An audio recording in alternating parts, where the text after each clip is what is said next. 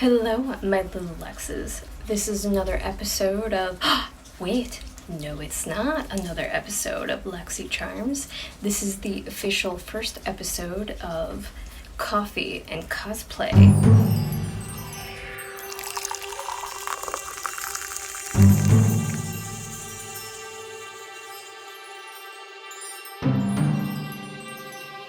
Hello, and welcome to my very first episode of Coffee and Cosplay. And I'm your host, cosplayer Charsie Luxxx. Now, obviously, I'm going to keep putting this in with the rest of my YouTube stuff, with my Luxxy Charms, but with the stress from last week, this week, whatever time frame it is. From the stress from this month, this whole year has sucked. So I put a lot of pressure on myself to get all these videos done and give myself these timelines. And I literally beat myself up when I don't make these timelines. And I love doing these videos. I love being able to create and get that flow, because most people don't know this, but my bachelor's degree is in the art field, and of course my job and career that I have has absolutely nothing to do with art. And I work full-time at a bank. I have always wanted cosplay to be my main career, and I've always wanted to be a writer, so it's kind of me combining my passions together. And now with the YouTube channel, I'm able to do cosplay. And on top of that, now my passions has also developed for the horror community, because in 2020, when I started doing Charsie Luxxx, the horror community was the first one to latch on to me and to become my friend, give support, and help uplift me. And I'm so incredibly grateful to every single one of you who have become my friends. And some of you are like more of a real friend to me than people that I know in real life and my real family. And so you have essentially become my family now, and thank you so much for giving me the opportunity to do this thing that I absolutely love, and this is my therapy. So I kind of decided that inspiration from my friend Sarah Sitten, so I love her podcast, and I love that she does these themed months. So a couple months ago, I finally decided, hey, maybe if I give myself something to strive for, give myself themes like what she does, it'll be easier for me to come up with concepts. So that's kind of where it developed from there. And so it's like, well, I can do a ghost story, and I can do a movie review, and then I can do a commentary based around the theme. But it's a lot of research, and a lot of the times with the ghost stories now, I'm kind of making the ghost stories. If you watch my last video, you know what a rough time I had. Obviously, I still have on the cosplay from the from Splinter. I have, but that's kind of the idea, the coffee and the cosplay. But anyway, I'm all over the place again. I need to stop that, or keep it up. I don't know. Do you appreciate my randomness? Because that's how I am anyway.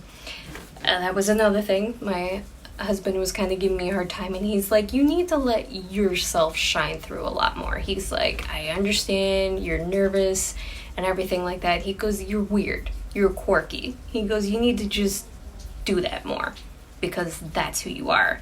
And he goes, I get it, you go into this professional mode, because he's like, as he calls it, my bank mode, because I'm professional when I'm at work, but I'm not like that when I'm not at work. So I'm trying to embrace being myself more, or being Charsie more. So taking the idea back to talking about the themes, so created the idea that I could do these themed months, but it's a lot of research. And when I already work full-time for a very stressful job, and then not sticking to deadlines in my head, which, I mean, these are all in my head. These are my deadlines. I don't have to actually post a video every Sunday. And every single one of you have been so understanding. You've been wonderful. And that when I post a video, you were just more than grateful, more than happy for it.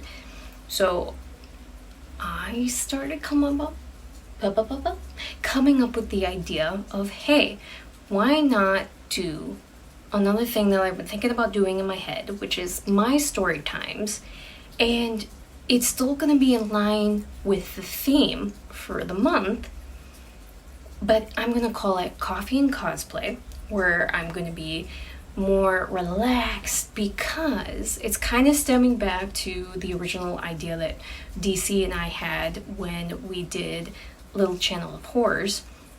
And the fact that we would talk about our movie review and what we thought of the films and this and that, but then the second half would be us talking about a real life situation that happened to us that would be related to the film. So Coffee and Cosplay, I am going to do basically a story time about something that's happened to me in my life that is related to the theme. So since this is it Paranoia or is it Parasites, I'm going to talk about a situation that happened in my life that is related to that. And no, I am not talking about leeches, although I have had a leech on me at one point in time. Leeches are creepy as fuck, let's just be honest with it. Anything that just lives off of you, ugh. And it's not even about a tick. Ticks freak me out, like, And ticks have been awful the last few years, and they seem to be getting worse. I don't remember ticks ever being this bad before, but they're atrocious. I have been lucky, knock on wood, not to ever have one, knock on wood. And I'd like to keep it that way, knock on wood. So, I will start the story and let you know what kind of parasite I ended up with. So, to begin my story, for the life of me, I cannot remember exactly what year this would have happened. I would have been in junior high, and so that would have been, I want to say it was like 8th grade when I was in junior high, so I would have been roughly around 13, 14 years old. That would have been around like 2003, I want to say. But my mom used to work at a small town outside of where we lived, that when she would come home from work, she would travel these back roads.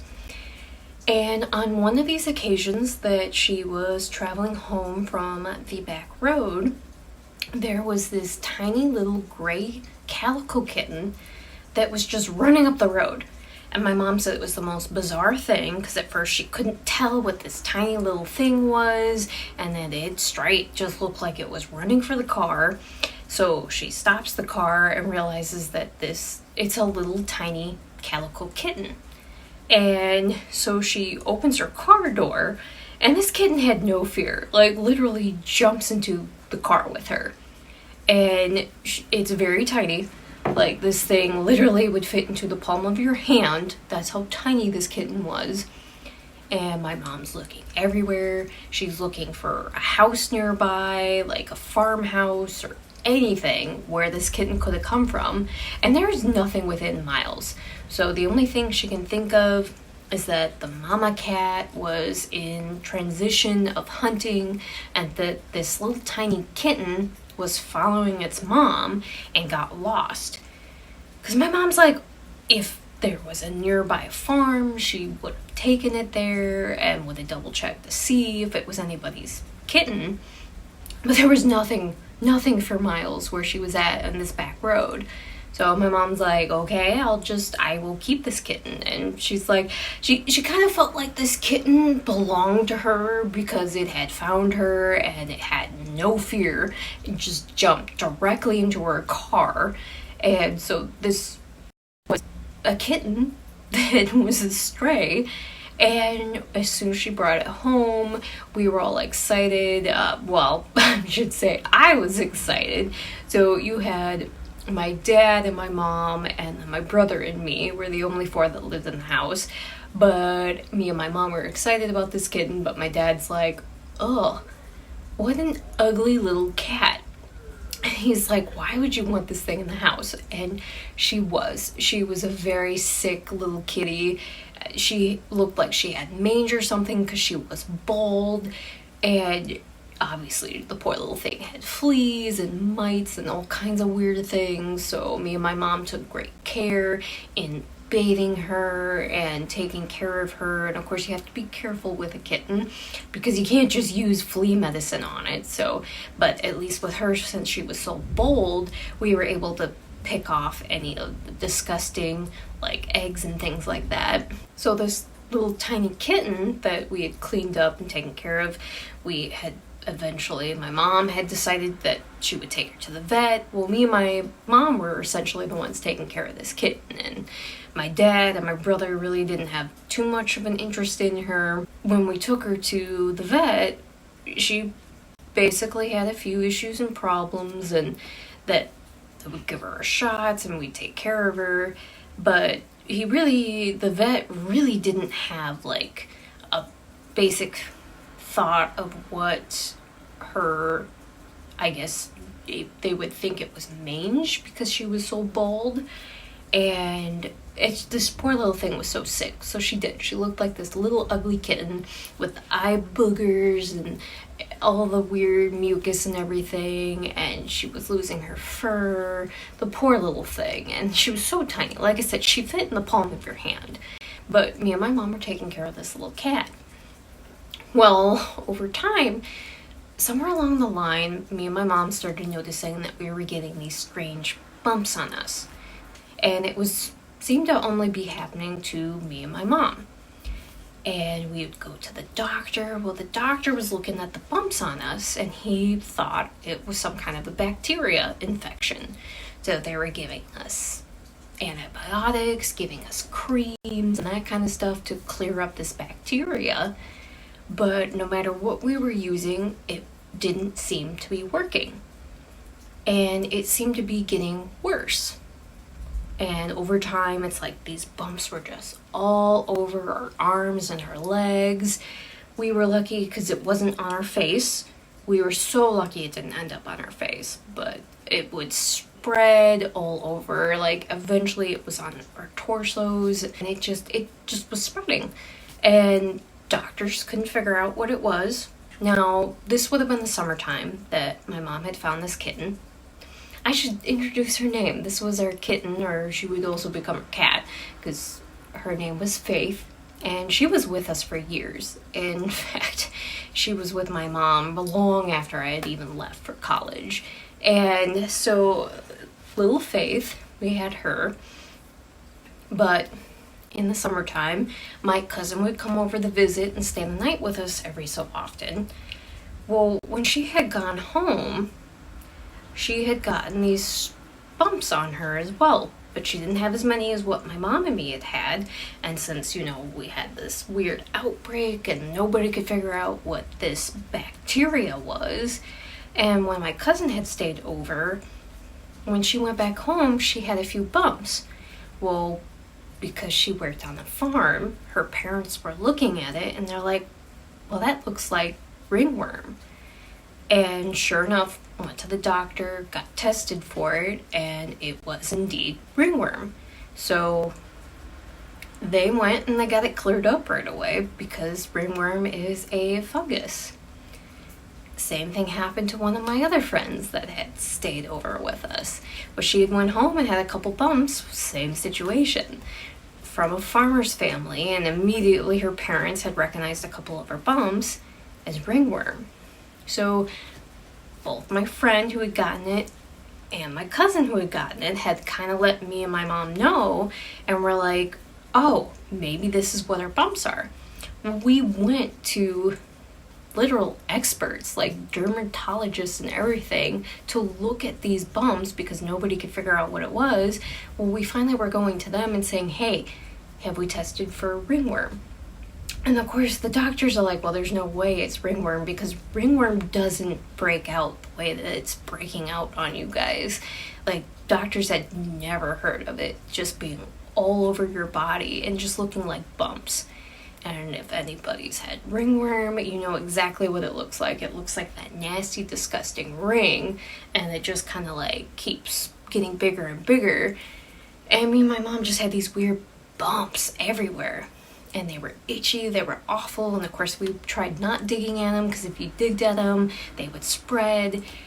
And so finally my mom was just so fed up, and this dermatologist that was a specialist that was looking at it, and my mom finally kept pushing. She was like, why is it everybody that's coming to our house that has gotten tested for the bumps on them, it's come back as ringworm?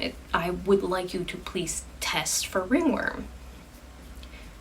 Doctor not thinking that she was believable for whatever reason, but he's like, fine, whatever, we'll test for it. Sure enough, it comes back as ringworm. So as soon as we finally have confirmation that this bacteria that we've been fighting against actually was a fungus, so they finally gave us the proper medication against it, the proper cream to fight against it, which we could just use technically the same stuff that you use for athlete's foot, as gross as that sounds, that you could spray it with that and that would work on it. It cleared up within no time. In fact, one of the other things that they had suggested to us was just to go and soak at the pool, because the chlorine would kill it and clear it out, because it would dry it out. Sure enough, we went and spent time at the pool, which we had been avoiding because we didn't know what this outbreak on our bodies was. And as soon as they had knowledge that it was an actual thing, that it was ringworm, that it was a fungus, it finally was able to be cleared up. Well, also because we found out what it was, and that's what was going on with our poor kitten, that it wasn't fighting mange or anything like that. So then we went and took her back to the vet and got her the proper care, and everybody we talked to would say the same thing. The vet said the same thing. He goes, I have never seen ringworm on a cat this intense that it made her bald, and that you couldn't tell by how many bumps in that was on the poor little thing's body. And because me and my mom were handling this kitten, and my dad and my brother weren't, because she was this ugly cat, poor little thing, that they weren't getting the infection like what me and my poor mom were getting. And then the same thing with my friend and my cousin, because when they were at the house, they were handling the kitten. And so they didn't have as big of an outbreak because it was only for like a day. So we finally had found out what this outbreak on our poor little bodies was. So got the proper medication to help our cat Faith. And once she healed up, hopefully I can put up pictures of her. I just got to dig through and find some old pictures. And she was one of the most beautiful cats we'd ever had. Like, her calico markings were so pretty. She was a gray calico. And the poor little thing, we don't know what had happened. Obviously, she must have been attacked when she was a kitten. But she had one wonky eye.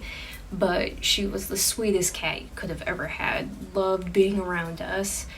And obviously, once we had the proper medication, we got everything cleared up. Faith was healed, me and my mom were healed up, but it was just the most crazy thing because, like I said, even that specialist, he had no idea.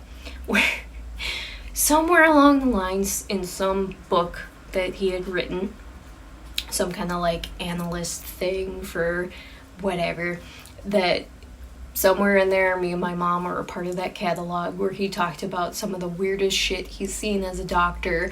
And one of the cases was brought up about me and my mom where they thought that this was a bacteria and they'd never in their life had seen an outbreak like this of ringworm.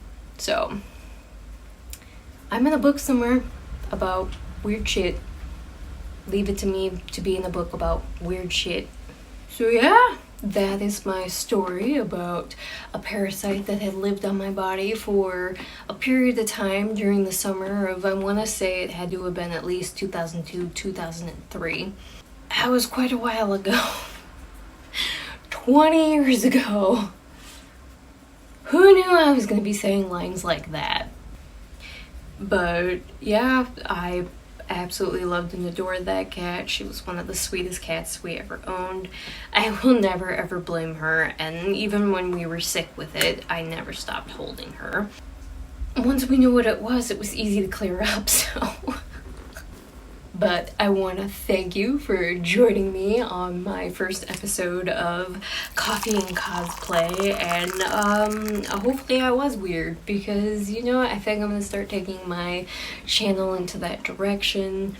I should have also brought up my beautiful cup that was from my wonderful friend Jen, and I'm an awful friend, because I have their Christmas card and their Christmas present still here. I'm the world's worst person to ever send Christmas cards, send birthday cards. I give them in person. Honestly, I should just drive down south and go see her and give her her Christmas card and her Christmas gift, because I love this mug. I love this cup from her, and it makes me smile every time I have it, and then I drink from it. And obviously, we're getting closer to Halloween, and I need Halloween. I'm going to decorate for Halloween here soon, because I need it. I need it so badly. Life sucks, but I keep a happy face when I can. But thank you for being my ride or die with me here on this channel. Thank you for joining me on my first episode of Coffee and Cosplay. My cosplay being my infection from my Splinter movie review and my coffee.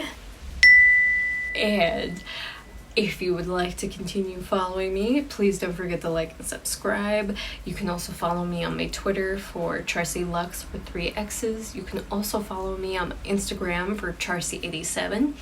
And you can also follow me on my other YouTube channel with my friend DC for a little channel of horrors. DC has gotten married. I'm super excited for him and his wife, and I was gonna say they had a beautiful wedding. From the few pictures that I saw, that it's super exciting. But I'm hoping that when things start calming down from him, I didn't want to push him on the subject or anything. I'm hoping that we'll be filming here soon. If we don't, it's totally okay, understandable. And I love the videos that we do have, so if you ever want to go back and watch any of those videos, please do. But thank you for joining me here on Coffee and Cosplay, and I hope that you enjoy the rest of your day, the rest of your morning, the rest of your afternoon, the rest of your evening, or the rest of your night, whatever time of the day it is. I hope you have an amazing day. Thank you again. Bye.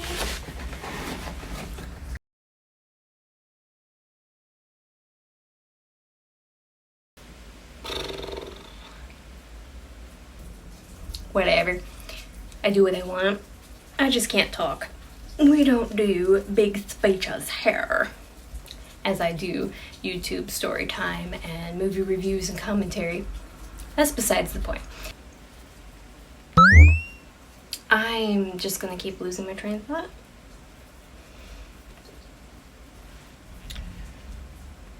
But, so...